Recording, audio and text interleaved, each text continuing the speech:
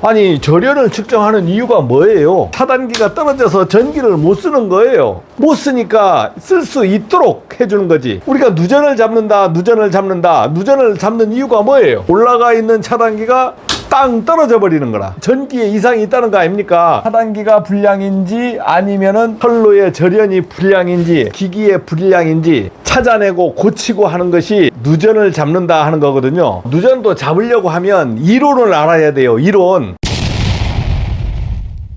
1, 2, 3번이 그려졌어. 그러면은 이게 뭐냐? 이게 차단기고 이게 선로, 콘센트예요. 콘센트. 이거는 부하. 부하다 생각했을 때 매거를 가지고 여기가 0이다. 이쪽이 뭐 1000 메가오hm, 여기가 0 메가오음이다. 그러면 하나는 어디다 대요? 하나는 여기를 대든가 관계없고 하나는 어디다 됩니까? 이렇게 해서 접지 이 단자에 이렇게 됩니다. 자, 측정을 하는데 차단기에서 전선도 분리하고 여기 콘센트에서 플러그를 뺐어. 부하도 분리했어요. 어느 방법이 정확하게 찍는 방법인가? 우리가 또 실무에서 어떻게 찍어야 되는가? 1번으로 찍어야 되나? 2번으로 찍어야 되나? 3번으로 찍어야 되나? 이제 만약 3번부터 생각을 해보겠습니다.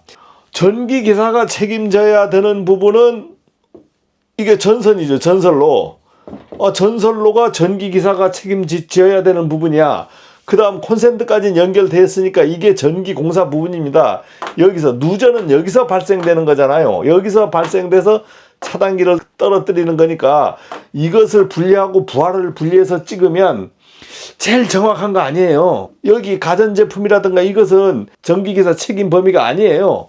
그러니까 이렇게 세 개로 딱 분리해서 찍는 게 제일 맞는 것 같다. 두 번째는 이 누전 차단기가 연결되어 있으면 이 누전 차단기에서 내부 회로 때문에 돌아 나오는 게 있어요. 이 선로가 비슷하게 찍힐 수가 있어요. 그러니까 이것을 분리해서 찍어야 되는 거 아닌가. 이제 ELB를 분리하는 거. 부하는 분리하지 말고 이렇게 찍는 게 맞는 게 아닌가. 또 세 번째는 누전 찍는 것은 차단기가 떨어지는 것을 확인하는 거니까 차단기가 떨어지는 조건은 여기에서 부하까지의 모든 사항이 복합된 것이다. 그러니까 이것을 떼지 말고 여기서 그대로 찍어야 된다. 이제 이런 이유를 달 수 있겠죠. 그러면 어느 게 맞는 것 같습니까? 측정하려고 하면은 1번으로 해야 됩니다. 그래서 2, 3번은 제가 이제 설명을 안 하고 1번으로 하겠습니다. 근데 왜 1번으로 해야 되냐? 누전이 발생되면은 뭐가 문제가 됩니까? 이 차단기가 오프되는 거예요. 차단기가 오프돼 버립니다. 오프. 즉 전기를 못 쓰는 거지. 이제 신고 전화가 오는 겁니다. 여기 어딘데요? 차단기가 떨어졌어요. 전기가 나갔어요. 전기가 안 들어와요. 조명이 나갔어요. 어디가 나갔어요. 자, 이렇게 신고가 들어와요. 이유는 모르겠는데 차단기가 오프됐다는 겁니다. 오프됐다는 거예요. 그 부분을 가서 확인해 보면은 조명선로가 차단됐다. 오프된 거예요. 그냥 차단기가 뚝뚝 떨어져 버리는 겁니다. 올리면 떨어지고. 그때 현장에서 가서 확인하는 게 뭘 확인합니까? 여기서 선로가 이리 짧은 게 아니고 차단기는 여기 있는데 부하는 저 끝에 어디에 있는지 모르는 먼 곳에 부하가 있어요. 그래서 내려진 상태에서 한 선을 찍고 여기서 한 선을 접지 2에 딱 찍으면 여기가 0이다 그러면은 바늘이 0에다가 이렇게 올라가는 거예요. 그러면 0 메가오hm. 그러면은 여기서 뭐가 돼요? 이건 누전이다 누전 판단을 하고 그 다음에 부하 측으로 찾으러 갑니다. 그래서 전등인 경우에는 전등이 수십 개가 한꺼번에 연결되어 있잖아요. 그러면은 이제 원인을 찾는데 어떻게 돼요?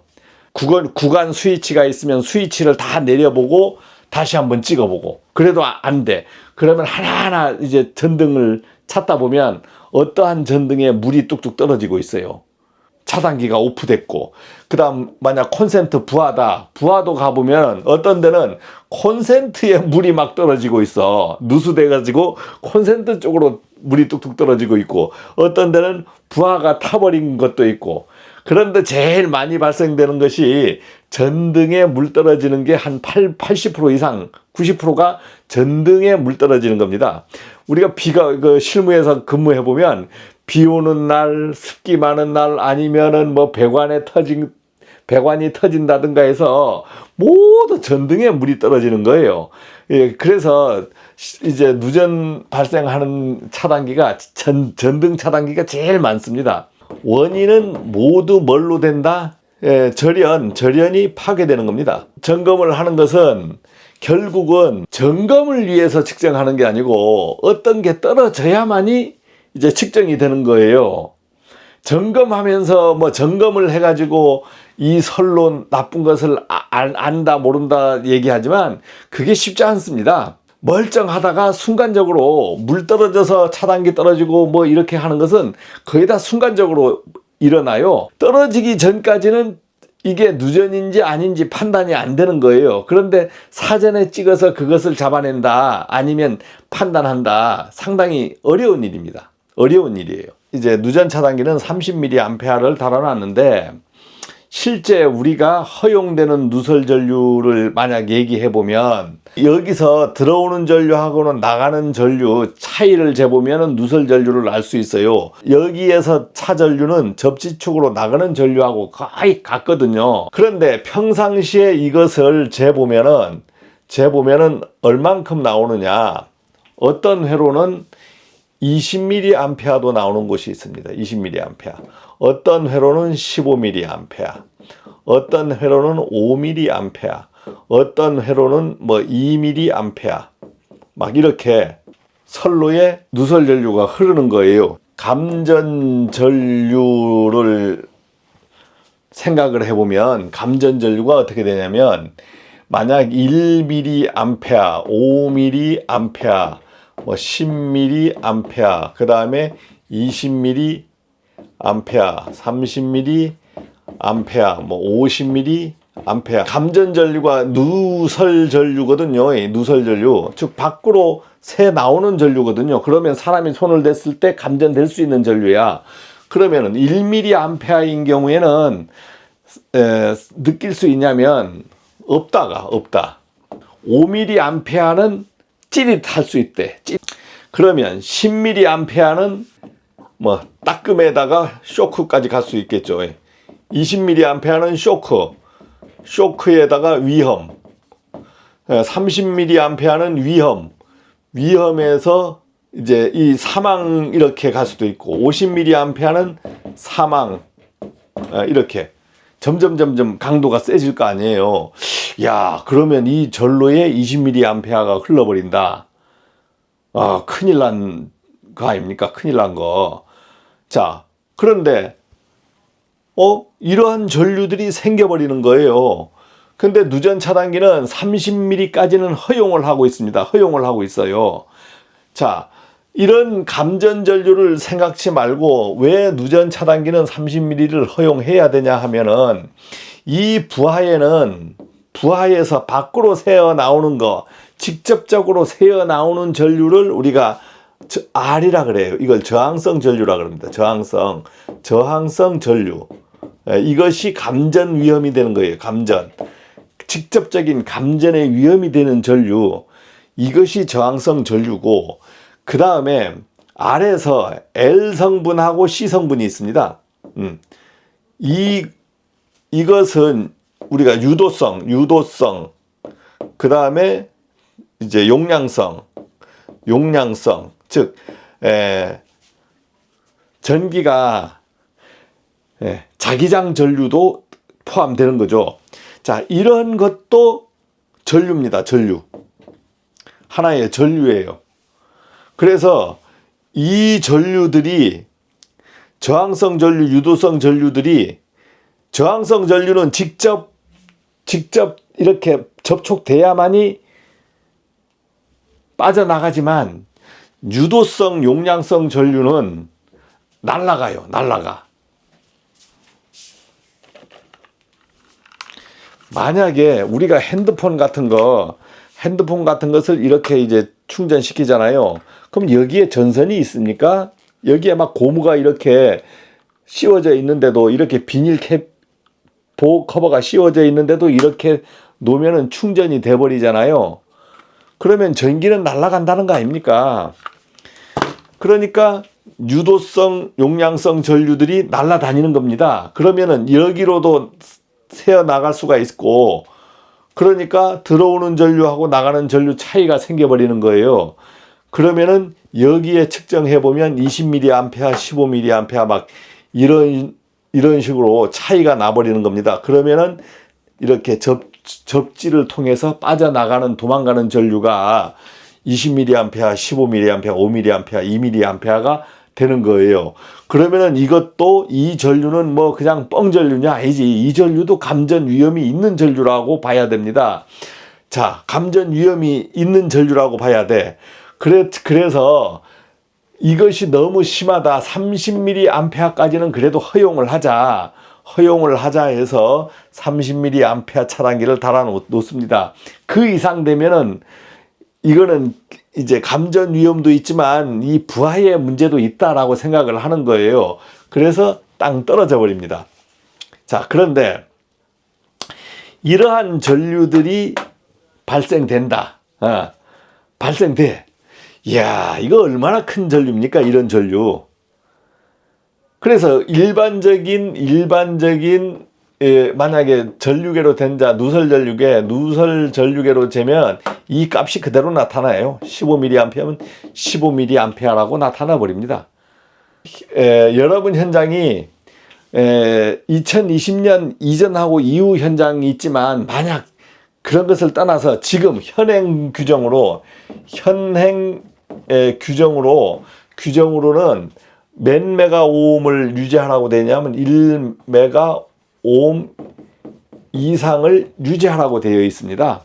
V는 IR, 누설전류 IG는 1메가오음이면은 어느 기준을 얘기하는 거냐면 1 곱하기 10의 6승, 전압은 220을 기준입니다. 220 기준에다가 10의 3승 하면 mA가 됩니다. 이것을 계산해 보면 0.22mA예요. 그러니까 1메가 이상 유지라. 그랬을 때는 누설 전류가 0.02mA 이하를 또 유지해라. 그런데 여기에 실제 흐르는 전류는 얼마였습니까? 0.2mm는 거의 존재 안 해요. 거의 다 뭐 0.5, 뭐 1, 5, 10mm. 절연장을 체킹해보면 만약 체킹해봤어. 그런데 10메가오음이 나온 거예요. 그러면은 누설 전류 값은 얼마입니까? IG는 10에다가 10의 6승에 220 곱하기 10의 3승 이렇게 하면은 0.022mA입니다. 이야, 아주 미세한 것이 누설 전류가 흐르는 거예요. 그렇지만은 절연장은 10메가인데 실제 측정, 여기에 설로 측정을 해보거나 여기에 측정해 보면은 5mA 이렇게 나와버리는 겁니다. 일반 누설 전류계로 5mA가 나와버렸다. 그러면 환산을 한번 해보겠습니다. V는 IR에서 이번은 거꾸로 전류가 있으니까 저항을 메가오음을 환산할 거니까 여기서 I분의 V 220에다가 5mm 5mm니까 5 곱하기 10의 3승 0.044 메가오음.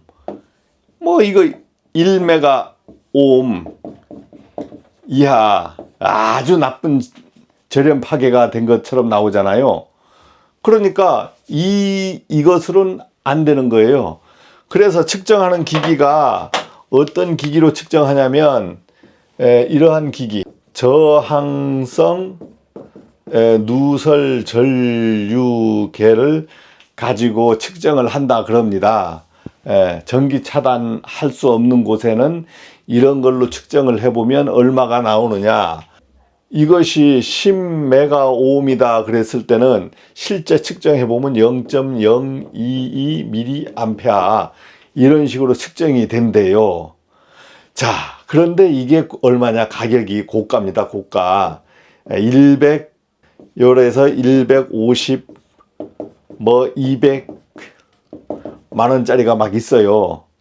이런 누설 전류계를 현장마다 다 갖고 있냐면 갖고 있지 않습니다. 저희도 안 갖고 있고 그 구입한 현장들도 많더라고요. 그런데 그런 현장들이 이것을 이렇게 썼을 때 진짜 값이 이렇게 이제 매각값하고 환산한 값하고 해서 값이 제대로 정확하게 나오는지는 모르겠어요. 저항성 누설 전류계를 걸 수 있는 여건이 충분한가, 이런 게 중요합니다. 그리고 저항성 누설 전류계도 걸려고 하면 전선이 어떨 때는 막 감아져 있고 하면 서로 분리하면서 걸어봐야 될 거 아닙니까? 이게 뭐냐면 무정전으로 가능하다 했으니까 전체 다 찍어봐야 될 거 아니에요. 그러면 이거 찍어보는 포인트가 몇 포인트가 됩니까? 10개예요? 100개예요? 아니면 1000개쯤 됩니다. 1000개. 1000개 포인트가 돼요. 그러면 이것을 다 찍어보려고 하다 보면 빈대 잡으려고 하다가 초과상관 태우는 일이 발생되는 거예요. 현장에서 실무 관리한 사람으로서는 이런 것이 거의 소용이 없더라. 결론 측정은 차단기가 오프됐을 때 측정하는 거야. 차단기가 떨어지는 기준은 30mA인데 절연 기준은 1메가오hm, 즉 0.22mA예요. 자, 이거는 저항성이래, 저항성. 근데 여기에는 저항성만 있는 게 아니고 유도성, 고주파 전류 다 포함되거든. 여기는 저항성, 우리가 고주파가 어떻게 생겼는지도 모르겠는데 이러한 전류가 다 포함돼 버리는 거예요. 어떤 현장들은 이런 건 너무 약하니까 우리는 5메가오hm 이상을 좋다라고 판정하자. 본인들 기준으로 그냥 5메가오hm. 어떤 데는 10메가오hm 이상을 좋은 걸로 판단하자. 본인들 현장 기준으로 이것을 판단하는 거예요. 근데 실제 업무를 하다 보면 어떤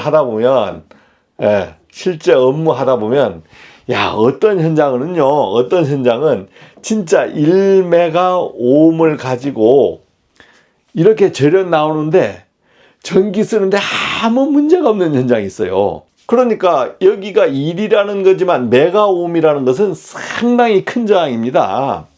100만 오음이잖아요. 이제 작은 저항이 아니다 이거지. 이제 실제 측정은 차단기가 오프시 이러면은 누전이 발생된 거잖아요. 누전 발생, 물이라든가 습기라든가 기기 절연 파괴가 된 거잖아요. 이럴 때 측정하면 돼요. 근데 이럴 때 측정하는 기술을 알면 되는 거죠. 그때는 측정할 때는 어떻게 돼요? 세 번째는 메가만 갖고 있으면 되잖아. 메거만 사용하면 되잖아요. 메거만 사용하면 되니까 메거가 여러분들은 아날로그 메거만 아날로그 메거만 사용을 해도 딱 절연 파괴를 알 수 있잖아요. 그러니까 메거 사용하면 메거 테스터기 값이 보통 5만 원 이내입니다. 5만 원 이내. 그런데 이렇게 하면은 실무 업무를 할 수 있는데 점검이라는 이유 하나만으로 저항성 누설 전류계 쓰고 그다음에 또 열화상 카메라 쓰고 열화상 카메라 쓰고 이렇게 하면 이게 한 400 정도 막 이렇게 들거든요. 이러한 현장이 또 필요한 현장이 있습니다. 제가 필요 없다는 건 아니에요. 이러한 현장이 필요한 현장이 있고 또 이제 발주처에서 아니면 관리자 측에서 이런 점검을 해달라 하면서 팍팍팍팍 장비 사주고 하면 기분에 쏴도 보고 랜덤 체킹도 해보고 하겠는데 대한민국의 현장에 이렇게 풍족한 현장만 있지 않고 어떻게 어려운 현장들이 많다는 거지. 그러면 우리가 근무하는 곳은 어떤 데냐면 1, 2, 3번에 해당된 현장이 많습니다. 그러니까 여러분들 이제 절연저항 측정에 대해서 기준을 조금 알았다가 이제 절연저항 측정에 대해서 저하고 계속적인 그 업무 소통, 그다음 업무 공유 소통 같은 것을 하면서 우리가 지식을 좀 더 넓혀가면 좋겠다. 그러니까 저 어떤 얘기를 하면, 저 사람은 왜 자꾸 하지 말라고 하느냐. 하지 말라는 것이야. 할 수 있는 여건이 있으면 하는 게 좋지. 그런데 제가 실제 업무를 해보니까 해서 얻는 이득보다 하려고 하면 피곤한 문제가 더 많더라 이거지. 그것 때문에 제가 이제 이런 실제 업무를 실제 얘기를 해주는 거예요. 여러분도 얘기하고 싶은데 답답해서 얘기 못하는 사람도 있지 않습니까? 자, 마치겠습니다.